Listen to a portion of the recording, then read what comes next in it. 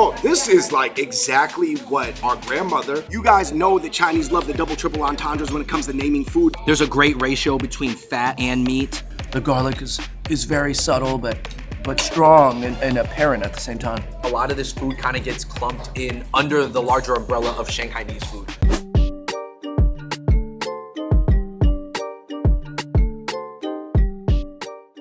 You hear about China every day in the media, in some good ways and some bad ways, but lately it's probably been more of the latter. But what do you even know about China? I'm sure you've had Chinese food, but do you know what region it's from? That's why we started this series, What Are You Actually Eating? We're gonna break down the cuisine of China into 12 different regions, and we never even have to leave Manhattan. By the time you're done watching this series, you should know your stuff. First up is the Shanghai, Jiangsu, Zhejiang, Watertown region near the Yangtze River. Most famous for the xiaolongbao soup dumpling. The flavors are light, umami, sweet, and there's a lot of wine and bamboo accents. All right, guys, in today's video, we're gonna be exploring so many different levels of the Shanghai, Jiangnan, Watertown cuisine, but this is probably tier 1. Chile is providing you an imperial experience in terms of the cuisine from that region. They take their food very seriously, but they also take the decor seriously too. Inside, you'll see that they are trying to remake what is supposed to be a Hangzhou village from the Song Dynasty, which is over 1,000 years ago. Okay, so the English name is Chili, the Chinese name is Zhili, zhe being the zhe from Zhejiang. So I guess you could say 我们这里在吃这里 actually 这里. That's a tongue twister. Let's go, man. And we are looking at a Song Dynasty imperial feast fit for Emperor Zhenzong, the third emperor of the Song Dynasty. As far as ingredients, you see a lot of light flavors, kind of sweet, a lot of yellow wine as well. Obviously, this shrimp looks like it doesn't have a lot of flavor, but it's smoked with the tea leaf flavor. This is the wine crab. Obviously, you know, nothing is very spicy on the table. All right, here I got the wine-soaked crab. It's a little bit sticky on top. They take it apart for us. I've never actually had this, I don't believe. I've had Shanghainese blue crabs before, where everybody eats at a certain time of year, but this is something else, man. This is 醉蟹, drunken crab. Kablami, wow. I'm just gonna be eating a lot of the little pieces of the crab, which you can digest because this crab is so small and soft. Andrew, in Shanghainese, there's another dish called Qing Chao Sha. This is not this. This is Longjing shrimp. It looks the same though. We will have the other one, but this is way better, to be honest. This is a very delicate way to cook shrimp, lightly smoked. You just dip it with a little bit of this kind of sweet vinegar. Almost like a nice shrimp and cocktail. Wow. One thing you're gonna notice about this regions of food is that if it's not really sweet, it could be very, very light. And some people are gonna say, oh, it doesn't have a lot of flavor, but the flavor is gonna be very light and nuanced. All right, you guys, we have two Jiangnan fish dishes right here. I've got a crispy fish, Andrew, which almost just looks like a, crispy fish that could also be from the Cantonese region, but there's a lot of crossover. A lot of southern regions will eat fish like this. This is seasoned, it's fried, and then it's laying on a small puddle of soy sauce that's their own. And then here I have the smoked fish. Now, this is something that you're gonna see throughout this video. Back in the day, it's supposed to be smoked, but I think this one's fried. It's very, very sweet, very sticky, very crispy, and I like this dish a lot. Some people argue that this dish originates in Wuxi. Some argue that it's from Shanghai. Well, let me just tell you, Shanghai is gonna get the credit for a lot of dishes in this region because it's the biggest city, but who really knows? It's from the general region. All right, you guys, our next two imperial style dishes, meaning that they're executed at a very fancy level, even beyond their regular versions, are Qianlong's favorite eel.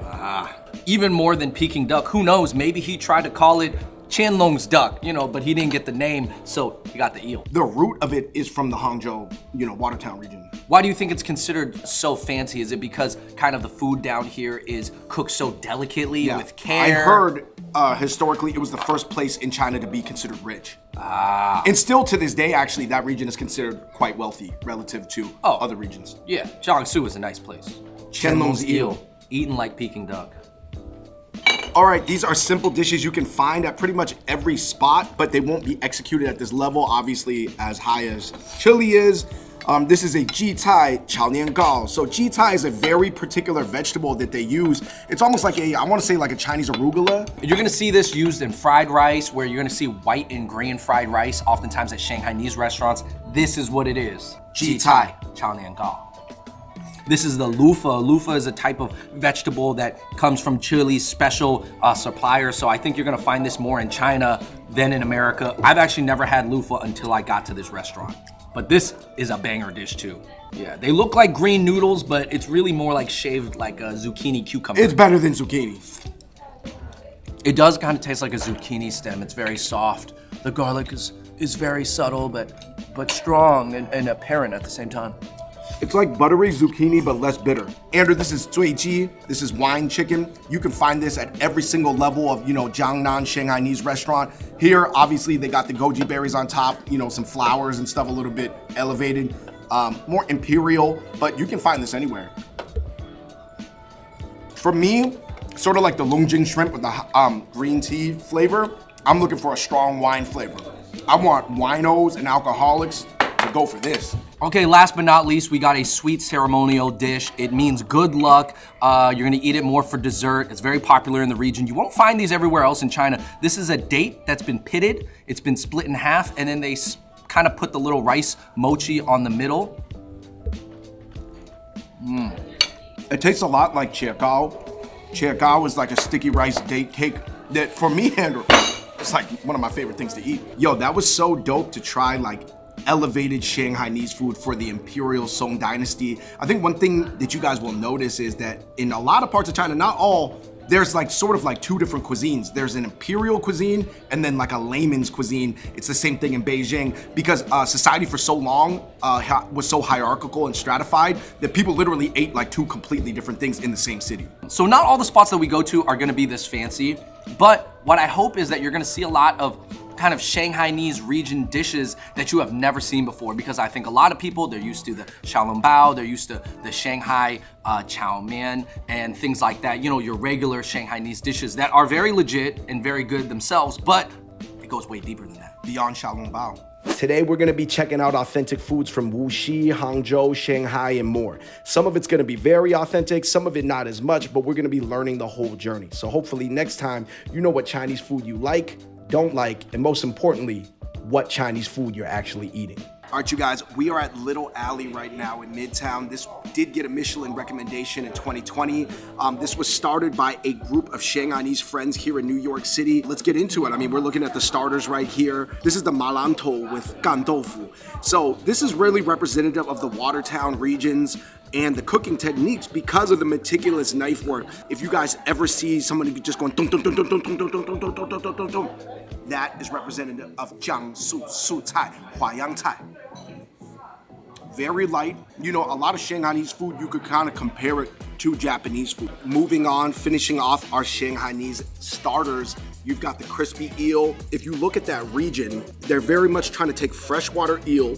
They're just trying to accentuate the eel through the use of vinegar, soy sauce, ginger, simple. Over here, we've got shrimp noodles. This is actually a super slept on dish. I actually want to say that this is one of the most slept on dishes in the entire Chinese lexicon. This dish is incredibly underrated. This has dried shrimp, real shrimp. It has a lot of stir-fried scallions, and it's almost like an oil noodle, almost like a yopo mian, but the more of the Shanghainese oil scallion shrimp noodle.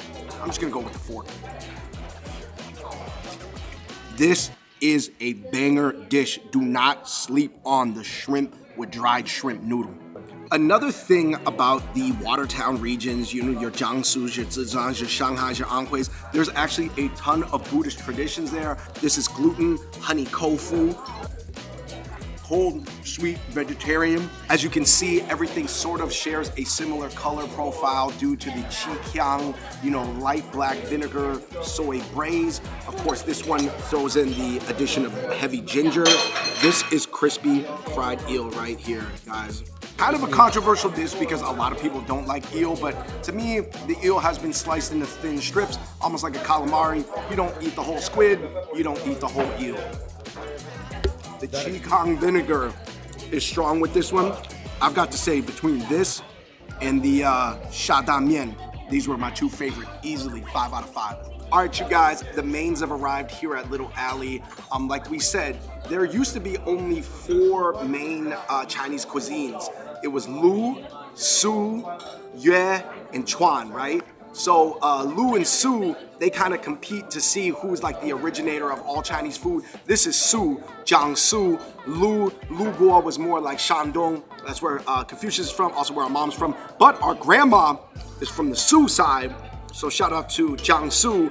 Sucai, which is what we're actually talking about in this video, breaks down into a bunch of different subdivisions. And one of the more royal subdivisions is Huaiyangcai. You guys know that Chinese love the double triple entendres when it comes to naming food. This is a squirrel fish. I heard it is because when you cut up the fish, this dish looks like pine cones, squirrels like pine cones, squirrel fish. You draw the connection, you see the dominoes fall. Honestly guys, this is just an ultra high quality sweet and sour with all natural ingredients, no fillers, no substitutes. Western people would like this fish, they would like the flavor, but you know, in terms of form, you probably need to make it a fillet. Like we were saying, there's a lot of subdivisions of Sucai, Jiangsu, Watertown food. This is actually for sure part of the Huaiyang cuisine. Boom, you guys, you got a quail egg right in the middle. A lot of different people do their own version of this. I know like Taiwanese people really like their own version, but this is a more elevated classical Shanghainese style. Lion's head meatball. This is probably the largest meatball in Chinese cooking. It's like a zongzi without the rice and the mung bean, but the meat is being the rice and the mung bean. All right, so here you have your eel dish with ginger scallion. Now this is gonna be a little bit different than the crispy eel because you can still kind of see the eel pieces, and I think that bothers some people. I'm not gonna lie, I'm not a huge fan of eel usually, but they've kind of removed a lot of the visually disturbing aspects of the eel, so you can't really tell what you're eating. It almost looks like mushrooms or a type of noodle. Dongpo roe, this is the red braised pork belly, and this actually, the story behind this is really interesting. It's named after a guy named Su Dongpo, and he was like a famous poet and writer and pharmacist back in the day. He perfected this recipe, and that's what I love about Chinese cooking, is that there's just so many stories behind it. Now, whether or not they're 100% true, we'll never really know, but the fact is Chinese love their stories and they love their meaning. This is crispy duck. It resembles a lot more of the Cantonese fried chicken than it does Peking duck, let's be honest, but I love that there's different styles of fried and roasted duck. Think about it. Think of how deep the cuisine has to go for there to be different styles of crispy duck. You know, eels are really polarizing because it does remind people of snakes, and I'm not gonna lie, maybe that's one of the reasons why I don't usually love it, but man, this one looks good, and you know, they really clean it up for you here. I gotta say, for better or for worse, it doesn't really taste like eel. And for me personally, I like that, but it has still some of that fishy flavor in there, strong ginger scallion. So this Dongpo pork does fall underneath the Huaiyang cuisine. So, and I think the cool thing is a lot of these dishes are named after poets. The crispy duck may not be, but this one is. You know, naming this the Dongpo pork is kind of like naming something like the Edgar Allan pulled pork or something. You know, it's just because in Chinese culture they just revere poets and scholars so much. I'm gonna eat it with this bun. Now, eating it with the white bun is actually not super traditional, but I think with the rise of the popularity of the Taiwanese guabao, I think that it makes sense to start serving this, especially at a modern spot like Little Alley. Another trait of this dish is that the pork is so soft I can chop it with my chopsticks. There's a great ratio between fat and meat. And I know that it's red, so it looks very sweet and sour, but actually the flavor's pretty light. I might even have to drizzle some of this chili oil on top. Ooh! And just eat it straight up. Wrapping up here at Little Alley, like I said, I would say the dishes here are a little bit more centric on the royal, sort of like festive, a little bit fancier than your average Shanghainese spot type dishes. We're looking at the tangyuan, which is something that you eat during, you know, Lunar New Year, Chinese New Year. They're filled with sesame balls. I happen to like the coconut milk version, you know, which is more southern of me, but these look really like they have a good ratio. Let me get in there. Actually, the wine flavor is very subtle here. Some other tangyuan soups have like an incredibly wine flavored version. There's no real standardization on this. There's like maybe like 10 to 20 different kinds of tangyuan. You can get little ones, big ones, different flavorings. All right, you guys, we are at Tipsy Shanghai right now, and we are not at Joe's Shanghai. This is not your typical Shanghai fried noodles and you have your big xiaolongbao here. This is very traditional. Oh, this is like exactly what our grandmother ate all the time. Andrew, we are looking at dishes, again, very traditional Shanghainese home-style cooking right here. Bro. These are just tiny braised shrimps. So you can actually peel everyone. Knowing you, Andrew, you're not gonna do that. You're just gonna eat it. Oh no, man, I might eat the whole thing. Yeah, I'm gonna definitely eat the whole thing. That was super good. Wow. That was relatively even better than the fish. Yeah. That was packing the flavor. All right, David, these are the Wuxi Xiaolongbao, not Shanghai Once style. you bust them open, Andrew, you'll see, why don't you show the people why the Wuxi style is different? And then to some people, it's better. I feel like the soup is a little bit sweeter. It's a little bit more almost sugary, to be honest. And I would say this is a really sweet Xiaolongbao right here. All right, Andrew, I'm breaking down the ao zhao mian right here. Ao zhao mian, fish noodle with chicken broth. That's a really unique flavor because you're mixing the fish and the chicken broth. The drinkability of that broth is 5 out of 5, man. I could drink that whole thing. It wouldn't feel heavy or overdone or anything. All right, this is a bamboo with tofu knot pork broth soup. I mean, listen, you got tender pieces of pork. These tofu knots here, if you've never had them, I actually don't know the Chinese name, but they're delicious. And then you have large pieces of bamboo. And bamboo is something that you're gonna find in kind of Wuxi cooking a lot. Large pieces of pork with the fat. Bro, I can't even tell which is pork and what's bamboo. I'll tell you this, they love bamboo. We're talking about tender bamboo, young bamboo, old bamboo, water bamboo. There are so many different types of bamboo used in that region, the Watertown region of cooking.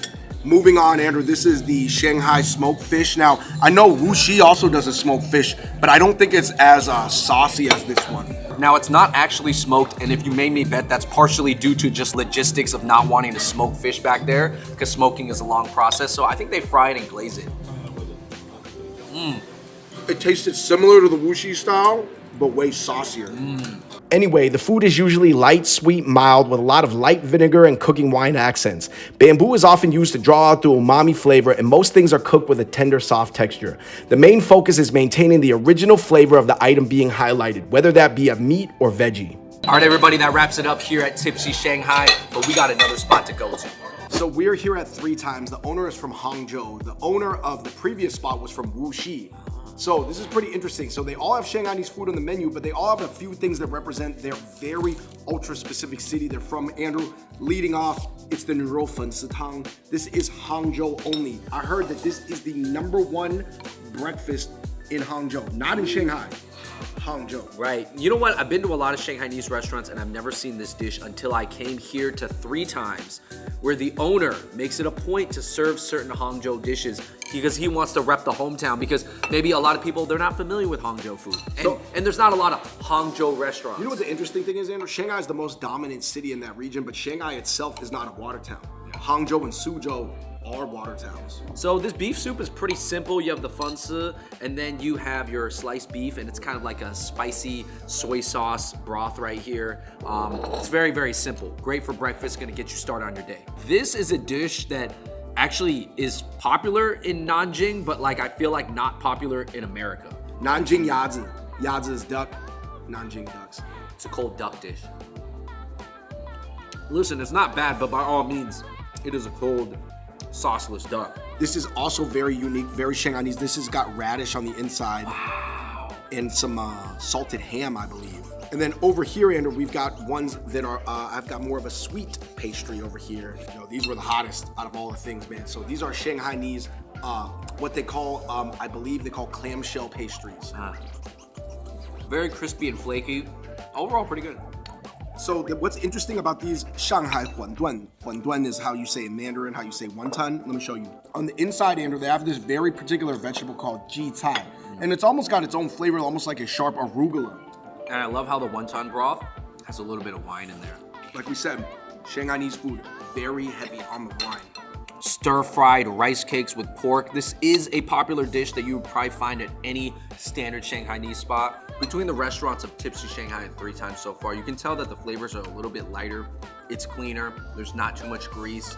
There's not a lot of spice either, but overall, very, very easy to eat. Here, we have the very traditional Shanghai Xiao Mai. They look just like the Cantonese Xiao Mai, like the siu mai that you'll get at dim sum, except it's the sticky rice and pork mixture inside instead of pork, shrimp, and mushroom.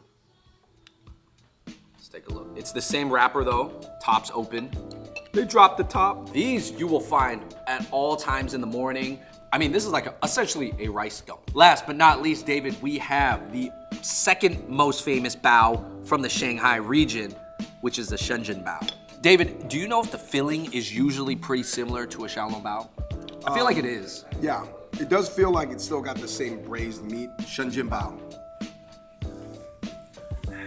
Oh, I'll tell you here at 3 times, these are really good. I don't even like Xinjianbao, to be honest, everywhere I get them, because I think it's such an easy dish to mess up, because there's like steaming elements and frying elements. But this one is good. I would say 3 times has an amazing ratio of bao to meat to fried side. Bao is fluffy enough, but it's not too fluffy. Man, this one's good. All right, Andrew, we're wrapping up here at 3 times as we continue our sort of Shanghai, Jiangsu, Zhejiang, Anhui crawl. What was your favorite thing? Honestly, my favorite thing here at 3 times, you know, like we said, this is kind of like a Hangzhou spot, are these clamshell pastries. Those were really good, and especially try the radish one with ham. My favorite thing here that you got to get is the Shenzhenbao. It's just fluffy enough. The size is right there. It's crispy on the bottom, just enough juice. Hey, overall, guys, you know, they still got some dishes here at 3 times, again, that are 正好吃. All right, you guys, so we are at 456 New Shanghai Restaurant. This is really representative. Basically, the New York style of xiaolongbao is gonna have a lot more juice. The skin is gonna be thicker to accommodate the larger size to prevent it from breaking. But even versus a Shanghainese style, I think that the oil and the gelatin is gonna be much thicker. To be honest, you know, after looking at a lot of people's tables here, they're not really making it beyond the xiaolongbao or maybe the fried chow mein, you know. They're keeping it super basic. Now, here's the thing about Shanghainese food in America. It's really interesting because that overall Shanghai region, like we've been talking about in this video, has like hundreds of dishes. But most people in America, when they say they like Shanghainese food, they're really only talking about 3 to maybe 5 different dishes. So actually, guys, if you guys have ever been to a Din Tai Fung from Taiwan originally, but now globally, they have restaurants everywhere, you're gonna find a lot of these dishes because Din Tai Fung, despite being from Taipei, Taiwan, is Shanghainese based. So for example, this is Tai Tiao Yu. This is a seaweed fried fish specific to the Shanghai region. You probably could get it around Shanghai, but really this is where it's from. We are at a New York style Shanghainese restaurant, which is a little bit more Americanized. They do give you the salt here. This is authentic. So it's really interesting. Everything on the table here is authentic, but it just looks different slightly in form. This is actually a Shanghainese dessert right here. I think they also eat it in Ningbo, if I'm not mistaken.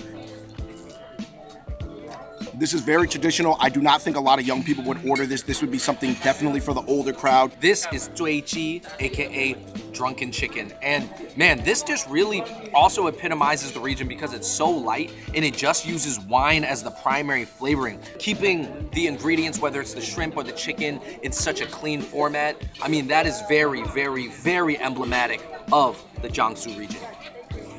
All right, and our last appetizer here, we have the aromatic beef. Now this is like a kind of boiled beef shank that's been marinated in some seasoning. I'm not gonna lie, some other spots, they give you like a side dip, you know, something for you to put it in, some vinegar or soy sauce, but they're just telling you just to eat the beef straight up. I thought that beef was gonna be dry. It is not.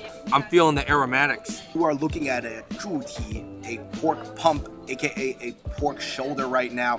Now, this is a pretty authentic dish. I wanna say the color, you know, it's a little bit more red at the New York Shanghainese spots. If you wanna talk about fatty Christmas hams, guys, can't beat this. Guys, Shanghai has everything from xiaolongbao to gigantic pork pumps. Visually, they look different, but flavor profile-wise, pretty similar, gelatinous pork. So between the Chinatown Shanghainese restaurants and the new ones that have just opened 3 years ago that are catering more towards the international student population, I mean, listen, there's a place for everything and each has its own history. There's one that's coming straight from China right now, you know, the WeChat generation. And then there's this one that is, you know, 30, maybe 40 years old, where they're serving General Tso's here at a Shanghainese restaurant. And this is not even particularly a Shanghainese dish at all. I think for a lot of American people who are diving into Chinese food, some of their first restaurants that they went to was like a Joe's Shanghai, where they just got the fried noodles and xiaolongbaos, and those type of dishes got them hooked and were serving as a gateway for them to get deeper into Chinese food. So I think that's great. So that's it for episode 1 of Which Chinese Food Are You Eating? We hope that you have a better idea of what Chinese Watertown regional dishes are and what the flavors are supposed to be. Hopefully you saw some sweet or vinegary dishes that you really want to try now. And it's dope that we didn't even have to leave the city. There's actually so much deep cut, authentic Chinese food in Manhattan. You just got to look around. And some might wonder why two Chinese Americans are doing this series. Well, maybe we're Chinese enough to feel close to the culture, but American enough to stay curious. So let me know what you think about Shanghainese food in general down below, what your favorite dish is, and be on the lookout for episode 2.